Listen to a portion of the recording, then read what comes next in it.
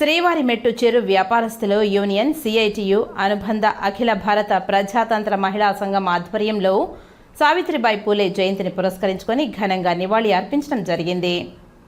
ఈ సందర్భంగా సిఐటియు జిల్లా కార్యదర్శి జయచంద్ర, 5వ జిల్లా కార్యదర్శి పి సాయిలక్ష్మి మాట్లాడారు. సావిత్రిబాయి పూలే జయంతి సందర్భంగా సిఐటియు శ్రీవారిమెట్టు యూనియన్ ఆధ్వర్యంలో టీటీడీ పరిపాలన భవనం ఎదురుగా చేస్తున్న నిరాహార దీక్షలో సావిత్రిబాయి పూలే జయంతిని ఘనంగా నిర్వహించుకోవడం అనేది జరిగింది. ఈరోజు సావిత్రిబాయి పూలే ఫలితంగా ఈరోజు మహిళలకు అందరికీ అక్షరాస్యత సాధించడంలో చాలా కీలకమైనటువంటి పాత్ర పోషించింది.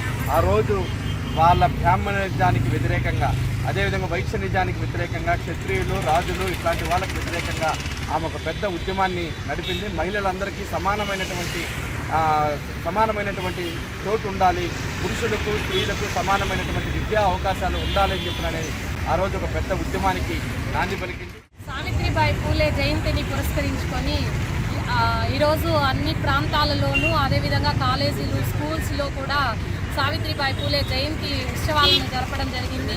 ఈ సందర్భంగా సావిత్రిబాయి పూలే మొట్టమొదటి మహిళా ఉపాధ్యాయునిగా మాత్రమే కాకుండా ఆమె గొప్ప సంఘ సంస్కర్త, అదేవిధంగా రచయిత, అదేవిధంగా కవితలు రాసినటువంటి కవయిత్రి కూడా. ఇలాంటి ఒక ఆమె సంఘ సమాజంలో ఉన్నటువంటి దురాచారాలన్నీ పోవాలని చెప్పి, మూఢనమ్మకాలు పోవాలని చెప్పేసి, అందరూ విద్యావంతులు కావాలని చెప్పేసి ఆశించినటువంటి సావిత్రిబాయి పూలే జీవితం ఆదర్శం. ఈ జీవితం గురించి అందరికీ తెలియజేయాలనే ఉద్దేశంతో ఇక్కడ ఐద్వా అట్లనే సిఐటియు ఆధ్వర్యంలో ఆమె జయంతి ఉత్సవాన్ని జరుపుకోవడం జరిగింది. భారతదేశ మొట్టమొదటి మహిళా ఉపాధ్యాయురాలు జయంతి సందర్భంగా శుభాకాంక్షలు తెలియజేస్తున్నాము.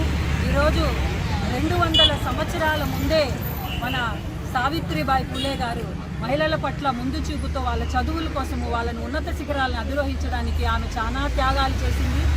ఆమె త్యాగాల ఫలితమే ఈరోజు అంటే ఉన్నత శిఖరాలు అధిరోహించినటువంటి మహిళలందరూ కూడా ఆ విత్తనం నుంచి మొలకెత్తిన వాళ్ళమే మనం అందరం కూడా. కాబట్టి ఆమెకి ఈరోజు జయంతి సందర్భంగా జోహార్లు తెలియజేస్తున్నాము. అదేవిధంగా ఆమె మంచి కవయిత్రి, మంచి పుస్తకాలు సమాజానికి ఉపయోగపడేటువంటివి కూడా ఆమె రాయడం జరిగింది. అదేవిధంగా ఆమె బాల్య వివాహాలకు వ్యతిరేకంగా, అలాగే